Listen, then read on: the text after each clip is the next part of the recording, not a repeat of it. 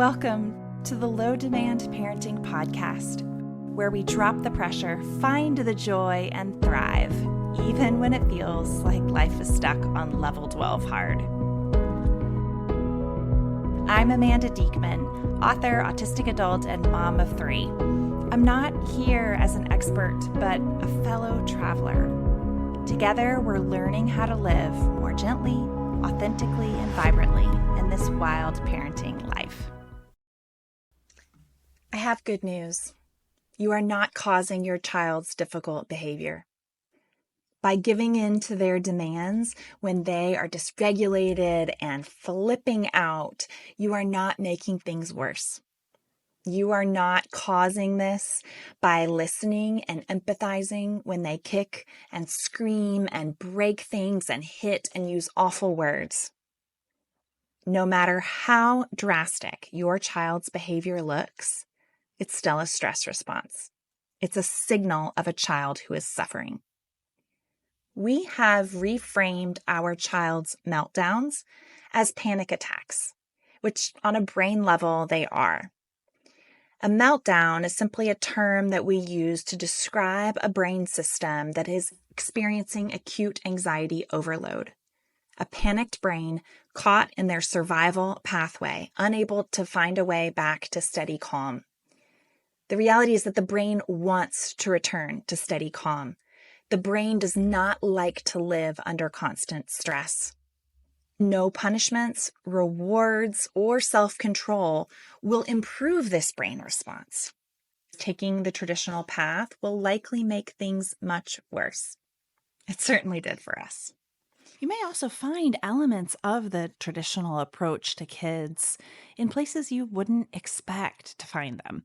One of my kids was trying out a daytime drop-off program for kids. It's designed for homeschoolers and seemed pretty friendly to our way of looking at kids. They did expect me to just bring my kid and drop him off and come back later, which I knew wasn't going to work for us. But when I made a special request that I would get to stay and that we could do just an observation day, they certainly understood and were willing to accommodate. My daughter was really struggling to find her place in this program. Most of the other kids had been there for a while, and she wasn't particularly excited about any of the activities that they had laying out. And so she did a lot of wandering around, looking, watching, observing, and I stood back and was a co-regulating presence for her and just observed her. And I also watched the ways that the adults interacted with the kids. And the kids were having a great time. And so this is not to say that this was a bad program. It looked really beautiful. But in particular, when it came to my struggling child, because she got more and more dysregulated as more time went by, and she couldn't find a place to play. She couldn't find any kids that seemed like they were doing things she wanted to do. The adults began to escalate in response. They came over more and more to check in with her, to invite her into the things that they were doing. And eventually, I could tell that she was overwhelmed and that we needed either to step away for a little while or step away entirely.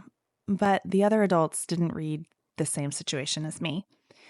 Instead, they began ramping up the pressure on her to stay. One adult said, when I was a kid, I used to really struggle in new environments too. I felt really uncertain. I didn't know what to do. But then I found that if I just stayed and I just pushed through that feeling, then I would have a great time. And I was always glad that I stayed. And I understand on one level why that adult told this story. They're trying to empathize with my daughter and her anxiety. They're trying to teach her that this uncomfortable feeling of this being new and being unknown, that's going to fade. And that often on the other side of that uncomfortable feeling is something really great, something we want to experience, something we want to do. My daughter was pretty clearly saying, I want to leave. I don't want to be here. I don't like this. Leave me alone.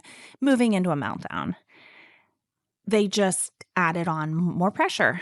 Well, stay for 15 more minutes. We're about to move on to something else. I think you're going to like it better.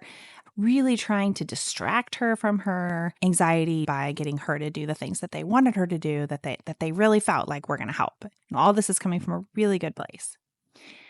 The effect, the cumulative effect, was looking at my dysregulated kid and saying, the problem is with the way you, kid, are responding to this situation. If you were just playing, if you just stayed a little longer, if you were just pushing harder or trying more, you could get past this and then you'd have a good time. I eventually stepped in and said, I think we need to leave for today and we're going to talk this through and we'll see, what changes we need to make. But she's saying she wants to go home, so we're going to go home. As we walked out, her dysregulation turned inward and she began to say the inevitable, which is, what's wrong with me? Why can't I stay like all the other kids? Why can't I have fun like everybody else? I just want to have fun. That's the shadow side of that messaging that those adults were sharing, was if you just did better, you would be like all the rest of these kids. You would be able to have fun and play. So do those things so that you can have fun and play. And she can't. It's not that she won't, it's she can't. And so then she internalizes, yeah, there's something wrong with me because I can't do what everybody else can do. So I got down on my knees in front of her. I grabbed her 2 hands. I said, I trust your body. I trust your body. Your body said that didn't feel right. Your body said you didn't want to be there. Your body said you were ready to go. Those grown-ups, they made you feel like something was wrong with that you couldn't trust your own body. And that's wrong. I trust you, and you can trust you. When something feels right, when it feels good, we'll know. You will know. And then you can tell me. I felt her energy shift. I felt her shift from being right on the edge of a pretty significant meltdown to rolling her shoulders back, holding her chin high, and saying, yeah, I can trust myself. That didn't feel right to me. And I believe me. When my body says no, I say no. That message is so incredibly powerful for our kids to hear over and over and over again at this early stage. When they're in a stress response, when they're suffering, when they're dysregulated, that there's a reason for that, a good reason. And it's often because of a mismatch between their needs and the environment that's been provided for them and the assumptions that that environment is making about them. They are rightly picking up on the fact that something's off here. So often we send our kids the message that the thing that's off is you. But no, that is the wrong message, especially our neurodivergent and highly sensitive kids. They desperately need the message. There is nothing wrong with you. This environment isn't right. When we have the power, when they have the power and they try to use it to opt out of something, when they try to use their no, it's so powerfully important as the adults in their life that we listen and that we honor and that we use whatever power we have to reinforce that no and to step back and to support them. It can be the most powerful reframe that we make of our suffering kid, is that there is absolutely nothing wrong with them. In fact, their suffering is very valid, and that it's so important that we listen to it and that we teach them to trust themselves. But here's the thing. Seeing our kids suffer is also excruciating for us. So often our children's behaviors are cast as disobedience and being bad. And the reality for most of us that are watching our children go through these really difficult situations is that we know on some level that our children are suffering. That as hard as it is on siblings or on us, that the one who's suffering the most is the child who is going through this. Which means that we are allowed to be brokenhearted by our children's stress. Even when they're screaming, I hate you, I wish you were never my parent, you're still allowed to be sad for them. There's two truths. You are allowed to be brokenhearted for your child and simultaneously a human with a sensitive threat response, detecting threat. You love this child with your whole heart, and they are also making you feel as though you might die. They feel like a lion and you are the gazelle. And so your survival system says that you should attack back, that you should fight, that you should run away, or that you should do whatever they say in order to bring the threat down. Basically, if you feel like attacking back, running away, hiding, or bending to their every whim to protect yourself, it's just because you are a human under major stress. And those are the systems that we have in place inside of our nervous system to ensure our survival.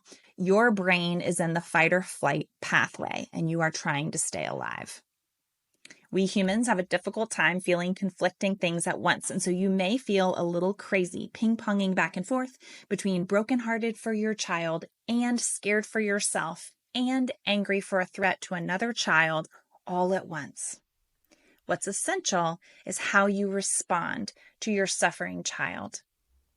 The question is, can you stay connected even when their distress is distressing to you? Now, I want to name that staying connected to your child in the midst of massive nervous system dysregulation for you is extremely difficult. By adopting a low-demand parenting approach and by dropping the demands that are leading to these massive escalations and panic attack moments, you will need to do it less and less. And so there'll be more in the tank for you to show up for your child, whatever they need. Low-demand parenting lessens everyone's stress. It lowers the demand that you co-regulate all the time, that you manage your own stress responses all the time. With fewer meltdowns, you can use your brain power for healing your own wounds and for showing up to be present to your child in these hopefully rarer moments of dysregulation. Stuart Shanker, in his book Self-Reg, talks about the still face experiments that have been done over the past decades. In these experiments, an infant lies in their mother's arms. They look at each other, the infant is cooing, and the mother smiles back. And then the mother frowns and looks away from the infant. Scientists see that in that moment of withdrawal, of attention and connection, and signaling of disapproval and dismissal, the baby's physiological state changes dramatically. Her heart rate is elevated. She makes a concerned facial expression and whimpers to demonstrate her infant stress in this disconnection with her mother. When the mother looks back, smiles, and reassures her that she is safe, the infant's body instantly signals safety is now flowing. In this study, and particularly in neuroscience's ability to map the brain in these moments and follow-ups, what they have been able to discover is that the parent and child are actually connecting on a subconscious level as the baby draws on the parent to regulate.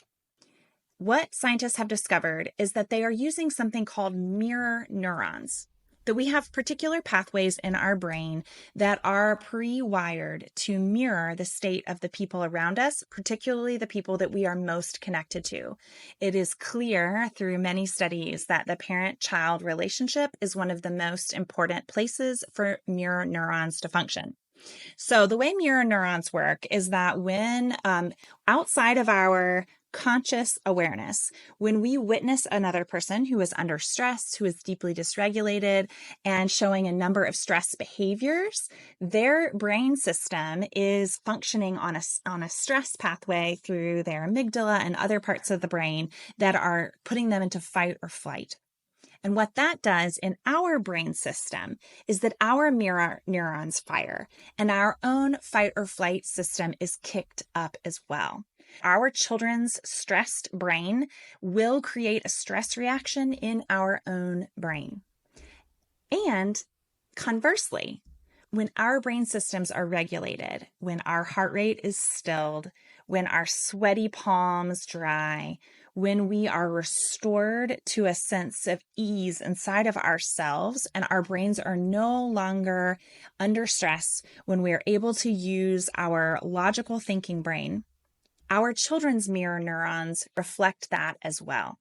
And so if you've ever felt like you get pulled into your child's whirlwind, or that you have a kind of back and forth dysregulation cycle where your kid gets upset and then you get upset and then they're upset that you're upset and you go down, down, down, you're right. Not only is that happening in terms of reacting to each other's behavior, but literally outside of your ability to control it, your brains are feeding off of each other. Conversely, you can have a regulation cycle where your regulation signals safety to your child's brain so that they can return to safety as well. This is a part of the reason that it is so exhausting for us to co-regulate with our children.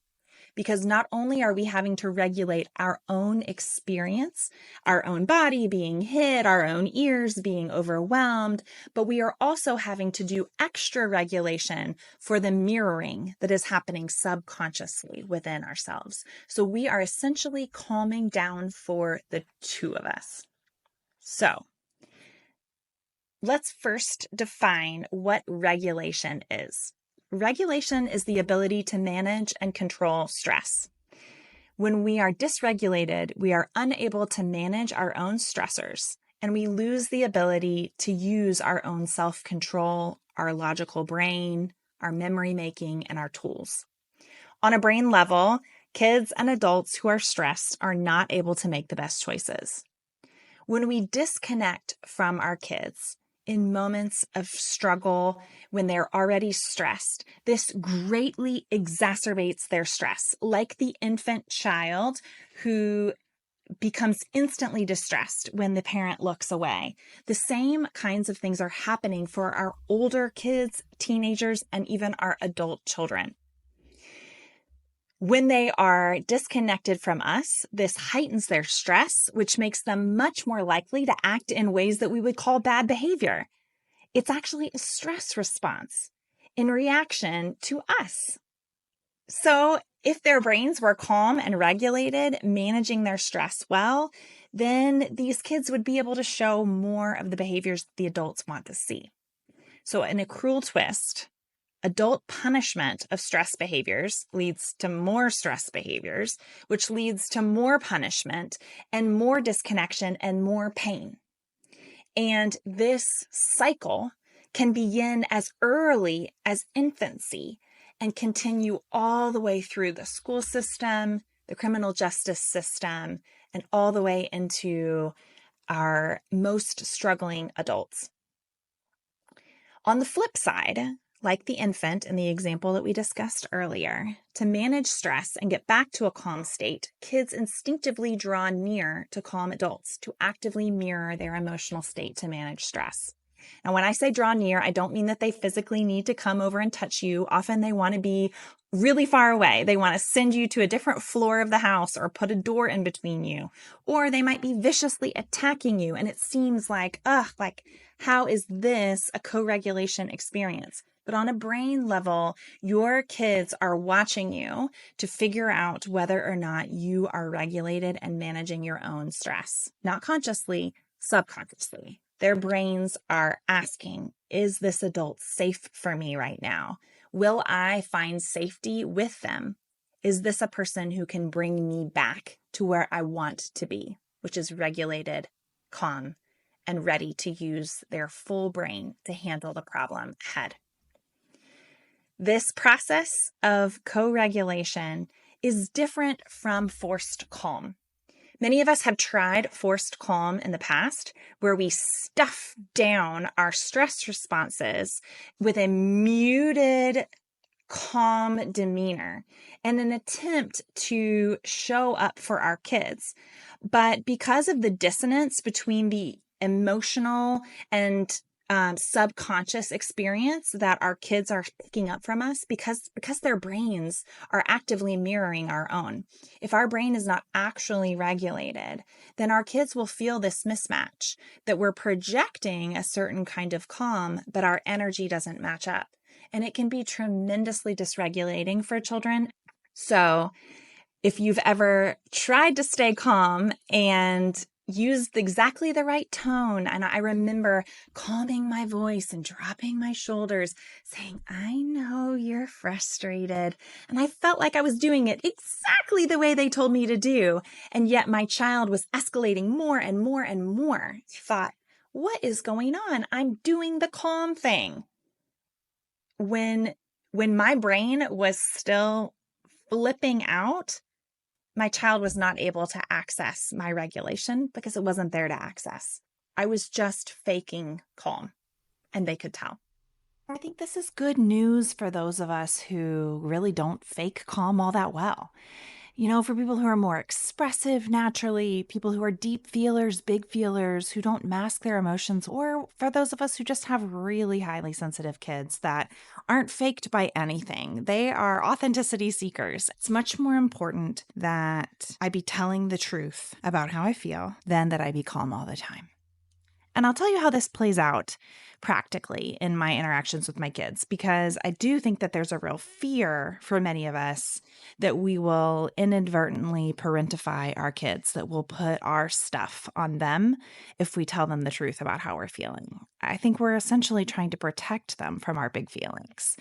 And because we didn't get modeling about how to manage big feelings with maturity and wisdom and safety. And because we weren't taught what to do as kids when we had our own big feelings, like we didn't see it modeled from adults, we didn't get to experience it as kids. And so we're still pretty overwhelmed by our big feelings. And so, of course, our kids would be, right?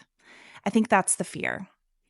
What I've discovered is that as I journey deeper into my own healing work of knowing who I am and honoring myself without shame or judgment, and as I befriend my emotions, I get less and less worried about those emotions scaring or overwhelming my kids because they're mine. They're obviously not problems for my kids to solve. They're not even problems at all. They're just messengers who are here to tell me something about my body and about the situation and about my needs. So the more comfortable I get with my own feelings, the more I am able to honor that with my kids. So I just want to end today with a story about what this looks like. So we were riding in the car. It was the lead up to Halloween, and my kid wanted to talk about costumes. He'd seen an internet video of a really cool costume and asked me if I could make it for him. As soon as he started talking to me about costumes, I felt my belly clench, my jaw clench, a little bead of sweat break out, my heart rate increased. I was dysregulated. I was driving the car, which is also a fairly high stress situation for me. And I know my body knows that when we talk about dysregulating things in the car, there's a chance that my kid will get dysregulated and then I will get hurt or we will be in danger. And the pressure of all of that was really ramped up. So I was like, whoa, I can immediately tell I'm not okay, just as they brought it up. But I also can't shut the conversation down because I know also from experience that that can be really upsetting for my kid. So, this is one of those tricky situations where I felt the urge to pretend to be calm and to handle this as though I were calm. My kid immediately could pick up on the fact that I wasn't really okay. At the time, the way that he communicated that to me was he said, "Are you happy, sad, mad?" It was his way of just checking my emotional temperature. Like, I feel something from you, Mom, but I don't know what that is. I can't tell what I'm feeling, which is a really common thing for autistic kids in particular, to accurately sense energy, but not really be able to interpret what the emotional signals are or what they should do about it. So he did the thing. Are you happy, sad, mad? And my goodness, the urge to be like, I'm fine. We can talk about this was so real, but I was not fine. And I didn't really think we could have this conversation. So the first thing that I did was acknowledge that he was rightly picking up on something. I said, yeah, you're right. Talking about costumes can be really hard for me because sometimes I find making costumes stressful and because I don't have all the skills that I want to have when it comes to making costumes. So there, I named He wasn't making me feel stressed. The conversation about costumes was. So I owned that the responsibility for these emotions is mine. So I said, how about this? Could I watch that video with you so that I can see the costume? And then I think at that point, I'll have a better sense of whether this is something that we can make together and just what the options would be. I don't think talking about it right now is going to be helpful just because I am feeling pretty stressed.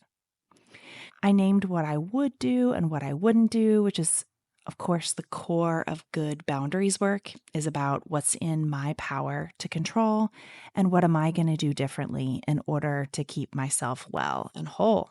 Then the last thing that I did was that I returned to our connection because I think our deep fear when we have a big emotion come up, our big fear is that the connection is broken.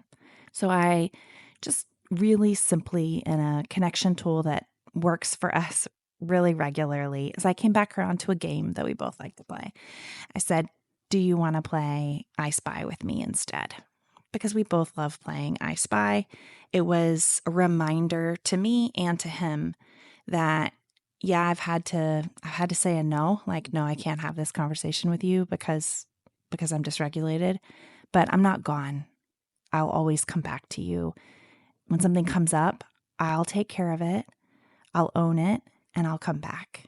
And I think that that's really the core of the co-regulation process and the emotional wellness process that I want to share with you today is that you don't have to be calm at all times. It's literally impossible.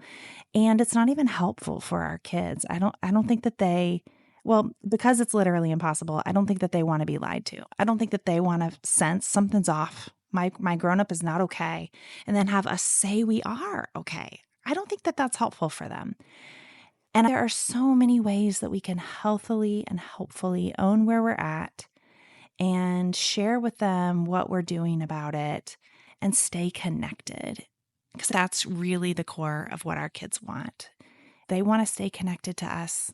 And the more that we can feel, the more that we can be whole, the more that we can be honest and expressive in a way that feels safe to both of us and that we can stay connected through those moments.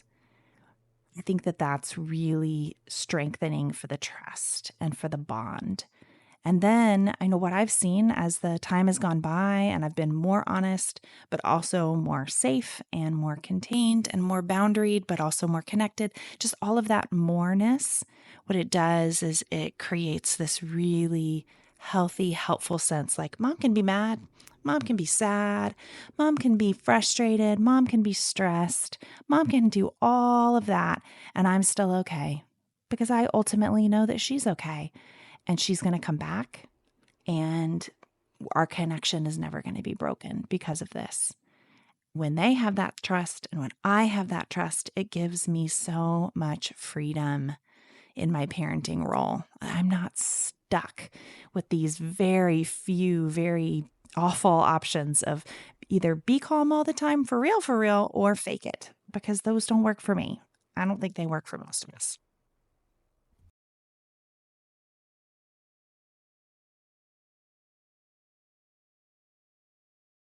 If this podcast is speaking to your soul, you can subscribe through wherever you get your own podcasts. Even better, if you feel the nudge, head on over to Apple Podcasts in particular and leave us a review.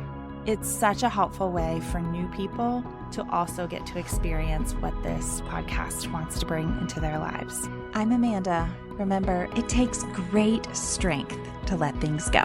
I'll see you next week.